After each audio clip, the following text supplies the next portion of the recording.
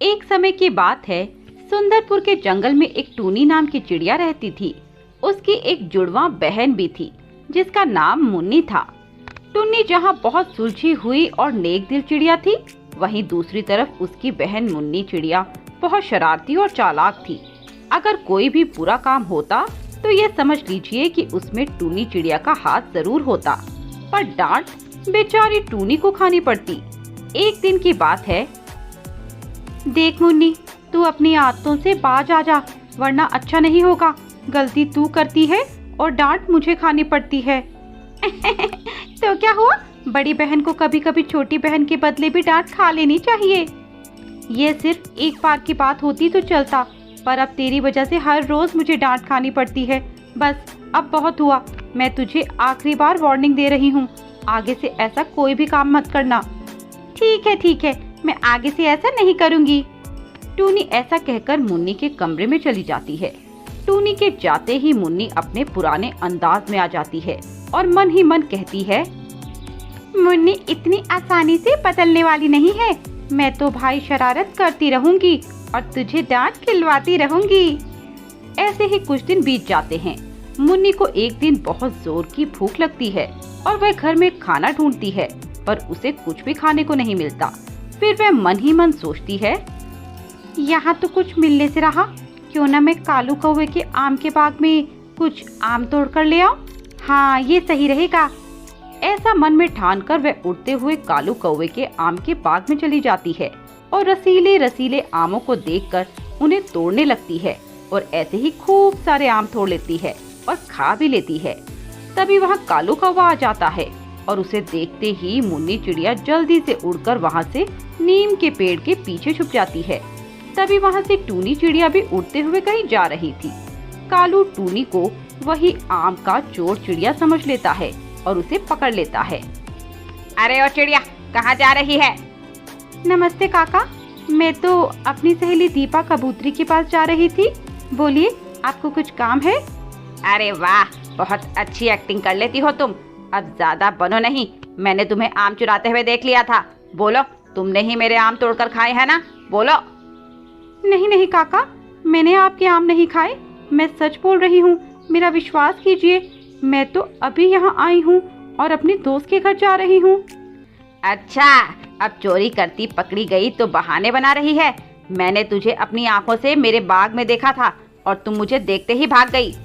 मैं झूठ नहीं बोल रही काका, मैं सच बोल रही हूँ, मैंने आपके कोई आम नहीं खाए। अच्छा, तो तू ऐसे नहीं मानेगी, रुक, मैं तुझे अभी बताता हूँ। कालू टूनी को उसके घर ले जाता है और उसके माँ बाप को उसकी चोरी के बारे में बताता है। देखिए भाई साहब, मैं आपकी बहुत इज्जत करता हूँ, पर आपकी यह लड़की, ये आपकी इज्जत मिट्टी में मिला देगी। अरे क्या हुआ कालू भाई साहब? आपकी इस बेटी को मैंने चोरी करते हुए रंगे हाथ पकड़ा है। यह मेरे बाग से आम तोड़कर खा रही थी और जब मैंने इसे चोरी करते पकड़ा तो यह मुझसे झूठ बोलने लगी। पिताजी, मैंने कोई चोरी नहीं की, काका को कोई गलतफहमी हुई है। मैं इसे आखिरी बार छोड़कर जा रहा हूँ। आगे से मैंने अगर कभी इसे चोरी करते पकड़ा तो सीधे पुलिस के हवाले कर दूंगा। फिर मैं आपकी इज्जत का भी ख्याल नहीं करूंगा। ऐसा बोलकर वह कालू कौवा गुस्से से वहाँ से चला जाता है और उसके जाते ही टूनी अपने पिताजी से कहती है, पिताजी, मेरा विश्वास कीजिए, मैंने कोई चोरी नहीं की। आप तो जानते हैं ना मुझे लगता है ये मुन्नी ने किया है और सुबह वे घर में भी नजर नहीं आ रही है। हाँ बेटा, ये उसी का ही काम होगा, आने दे उसे, देखता हूँ। शाम को मुन्नी घर आती है और उसके आते ही टूनी और उसके पिता उसकी क्लास लगा देते हैं। मैंने तुझे मना किया था ना, फिर से ऐसा काम नहीं करना, पर तूने मेरी बात नहीं मानी और तूने चोरी की और आज तेरी वजह से कालू काका ने मुझे डांटा और वो आकर पापा को भी खूब खरी खोटी सुनाकर चले गए हैं। सब तेरी वजह से। मुन्नी सर झुकाए सब सुन रही थी। वह उनकी बातों को एक कान से सुनती और दूसरे कान से निकाल देती। अगले दिन मुन्नी आज फिर कोई नई शरारत करने का प्लान बना रही थी। फिर उसे चुन्नू तोते का ख्याल आता है और वह उसके घर जाकर उसकी पत्नी के कान की सोने की झुमरी चुरा लेती है। उसे चोरी करते हुए चुन्नू देख लेता है। वह उससे बचने के लिए उड़ती हुई भागे चली जाती है। रास्ते में मुन्नी से वह झुमकी कहीं खो जाती है। हे भगवान, अब तो वो चुन्नू तोता मुझे छोड़ेगा नहीं। अब मैं क्या करूं? बेटा बस से भागकर तू कहाँ जाएगी? अब चल मेरी पत्नी की कान की झुमकी दे। काका, मुझसे वो कान की बाली गुम हो गई, मुझे माफ कर दो। क्या तूने वो झुमकी खो दी? मुझे नहीं पता, तू मुझे मेरी झुमकी वापस दे। तभी टूनी उड़ती हुई वहां आ जाती है। मुन्नी रोते हुए उसे पूरी कहानी बताती है। मुन्नी, मैं तुझे कितनी बार समझा चुकी हूँ कि ये शरारत मत किया कर। इन सब का तुझे एक दिन खामियाजा भुगतना पड़ेगा। अब मैं तेरी कोई मदद नहीं कर सकती। माफ कर दो, माफ कर दो। मैं आपसे वादा करती हूँ आगे से कोई शरारत नहीं करूँगी, आपको कभी परेशान नहीं करूँगी। पक्का वादा? हाँ दीदी, पक्का वादा। इसके बाद टूनी उसे वह झुमकी दे देती है। ये रही वह झुमकी, ले दे दे काका को। मैं जब यहाँ आई तो मुझे ये झुमकी पड़ी हुई मिली थी, पर मैंने तुझे ये झुमकी पहले इसलिए नहीं दी क्योंकि मैं तुझे तेरी गलती का एहसास करवाना चाहती थी। इसके बाद मुन्नी सुधर जाती है और कभी फिर से शरारत ना करने का प्रण लेती है। सुंदरवन के जंगल में एक टुनटुनी नाम की चिड़िया अपनी माँ रूपा चिड़िया और सौतेले बाप सोनू कौवे के साथ रहती थी। सोनू बहुत लालची और कामचोर कौवा था। उसने रूपा चिड़िया से शादी उसके पैसों के लालच में ही की थी। वह रूपा की बेटी टुनटुनी को बिल्कुल पसंद नहीं करता था। वह उससे बहुत काम करवाता। एक दिन की बात है, रूपा अपनी दोस्त कोमल कबूतरी से मिलने बाहर गई हुई थी। तभी वह सोनू कौवा टुनटुनी चिड़िया के पास आता है और उससे कहता है, अरे टुनटुनी चिड़िया, चल मेरे लिए एक गिलास पानी लेकर आ। टुनटुनी अपना होमवर्क कर रही थी, इसीलिए उसे सोनू कौवे की आवाज सुनाई नहीं देती और वह अपने काम में ही लगी रहती है। जब वो सोनू को पानी का गिलास लाकर नहीं देती तो सोनू बहुत गुस्सा हो जाता है और उससे गुस्से में कहता है, तुझे सुनाई नहीं देता क्या? मैं कब से तुझसे पानी लाने के लिए बोल रहा हूँ। माफ कर दीजिए पिताजी, मुझे सुनाई नहीं दिया, मैं अपना होमवर्क कर रही थी। चल चल, ये बहाने मत बना। चल मेरे लिए एक कप चाय बना कर ला, जल्दी कर। पर अभी तो आपने पानी के लिए बोला था। तो मैं चाय नहीं पी सकता क्या? अब मेरा मन पानी पीने का नहीं है, चाय पीने का है। तो तुझसे जो कहा है वह पूरा कर और जल्दी से मेरे लिए गर्मा गर्म चाय बना कर ला। पर पिताजी, मुझे चाय बनानी नहीं आती, मैं कैसे चाय बना पाऊंगी? तो चाय बनाने के लिए क्या मैं तेरे स्वर्गवासी बाप को बुला कर लाऊं? चल अब ज्यादा मेरा दिमाग मत खा और मेरे लिए अच्छी सी चाय बना कर ला। सोनू की ये बातें सुनकर टुनटुनी रसोई में चली जाती है और जैसे तैसे सोनू के लिए चाय बनाती है और उसे लाकर देती है। ये लीजिए चाय पिताजी। सोनू वो चाय पीता है और उस चाय का टेस्ट बिल्कुल खराब था, इसीलिए वह चाय टुनटुनी के ऊपर फेंक देता है। ये चाय बनाई है तूने, ले पी ले खुद ही। इतनी बड़ी हो गई पर कुछ काम नहीं आता, एक ढंग की चाय बनानी भी नहीं आती। पता नहीं कब तक इन दोनों माँ बेटी को झेलना पड़ेगा। पिताजी, मेरा चेहरा बहुत जल रहा है, मुझे बहुत दर्द हो रहा है, मुझे डॉक्टर के पास ले चलिए। तेरी माँ मुझे कोई नोटों की गड्डी नहीं थमा गई जो मैं तेरे ऊपर खर्च करता फिरूं। ऐसा कहकर सोनू कौवा वहाँ से चला जाता है और टुनटुनी चिड़िया दर्द से करहा रही होती है और अपने पापा की तस्वीर देखकर उनसे कहती है, पापा, अगर आप जिंदा होते तो कितना अच्छा होता। आप मुझे कितना प्यार करते और बहुत जगह घुमाने के लिए भी ले जाते, पर ये पिताजी ऐसे नहीं हैं। ये मुझसे बिल्कुल भी प्यार नहीं करते और मुझे डांटते रहते हैं। आज देखिए उन्होंने मेरे साथ क्या किया। उन्होंने गरम गरम चाय मेरे ऊपर फेंक दी और मेरा चेहरा जल रहा है। ऐसे रोते रोते टुनटुनी चिड़िया वहीं पर सो जाती है। शाम को सोनू कौवा वापस आ जाता है और टुनटुनी से कहता है,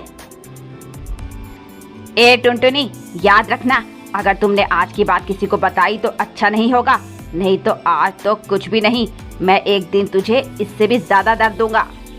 नहीं पिताजी, मैं किसी को ये बात नहीं बताऊंगी, बस आप मुझे मारना मत। ठीक है, चल मेरे पैर दबा, मेरे पैरों में बहुत दर्द हो रहा है। ठीक है पिताजी, मैं अभी दबाती हूँ। और जरा अच्छे से दबाना। ऐसा कहकर टुनटुनी उस सोनू के पैर दबाने लगती है। तभी सोनू उससे कहता है, तेरे हाथों में जान नहीं क्या? जरा ढंग से दबा। खाने को तो पूरा दिन खाती ही रहती है, पर शरीर में जान बिल्कुल भी नहीं है। ठीक है पिताजी, मैं और अच्छे से पैर दबाती हूँ। ऐसा कहकर टुनटुनी सोनू के पैर अच्छे से दबाती है। तभी रूपा चिड़िया वापस आ जाती है और टुनटुनी को सोनू के पैर दबाते देखकर टुनटुनी से सवाल करती है। बेटा टुनटुनी, तू ये क्या कर रही है? और सोनू जी, आप क्यों टुनटुनी से पैर दबा रहे हो? आपको शर्म नहीं आती इतनी छोटी बच्ची से ऐसा काम करवाते हुए? नहीं माँ, इसमें पिताजी का कोई दोष नहीं है। वो तो मैंने ही पिताजी से पैर दबाने के लिए कहा था, क्योंकि पिताजी दिन भर कितनी मेहनत करते हैं, इसीलिए वे थक जाते होंगे। तो क्यों ना मैं उनके पैर दबाकर उनकी कुछ सेवा कर दूं? हाँ रूपा, हाँ, मैं तो टुनटुनी बिटिया को कब से मना कर रहा था, पर यह मेरी बात सुन ही नहीं रही थी। फिर मैंने सोचा क्या बच्ची का मन दुखाया जाए, इसीलिए मैंने भी इसकी मांग मान ली। अरे मुझे माफ कीजिएगा, मैंने कुछ गलत ही सोच लिया था। अरे रूपा, कोई बात नहीं। बाकी मैं टुनटुनी बिटिया को अपनी जान से ज्यादा चाहता हूँ, एक ही तो बेटी है मेरी। ऐसा कहकर वे सभी खाना खाकर सो जाते हैं। पर आज रात को सोनू को नींद नहीं आ रही थी। वह मन ही मन किसी नए जाल को बुनने में लगा था। आज तो बाल बाल बच गए, वरना अगर रूपा को यह बात पता चल जाती कि मैं टुनटुनी से जबरन काम करवाता हूँ तो वो मुझे घर से निकाल फेंकती और मैं फिर से दर बदर की ठोकरें खाता फिरता। समझदारी इसी बात में है कि अपने प्लान को जल्द से जल्द पूरा किया जाए और इन दोनों माँ बेटी को मार के यहाँ से 9-2-11 हुआ जाए। अगली सुबह सोनू कौवा जल्दी उठकर सबके लिए नाश्ता बनाता है और उस नाश्ते में जहर मिला देता है और सबको खाने के लिए बुलाता है। आ जाओ रूपा और मेरी प्यारी बेटी टुनटुनी, जल्दी आ जाओ। देखो पापा ने आप दोनों के लिए अच्छा अच्छा खाना बनाया हुआ है, जल्दी से आ जाओ। अरे वाह, खुशबू तो बहुत अच्छी आ रही है। पर आपने क्यों सुबह सुबह इतनी मेहनत की? मैं उठकर खाना बना देती ना। अरे तुम तो रोज खाना बनाती हो, आज मैंने बना लिया तो क्या हो गया। चलो यह सब छोड़ो और तुम दोनों नाश्ता करो। ऐसा कहकर वे दोनों खाना खाने लगती हैं। कुछ ही निवाले खाने के बाद वे दोनों बेहोश हो जाती हैं और सोनू जोर जोर से हंसने लगता है। ये हुई ना बात, ये दोनों माँ बेटी तो भगवान को प्यारी हो गई हैं, तो देर किस बात की। सारा पैसा और जेवर लेकर यहाँ से भाग जाता हूँ। वे लोकर से पैसे और ज़वारात निकालकर भागने लगता है।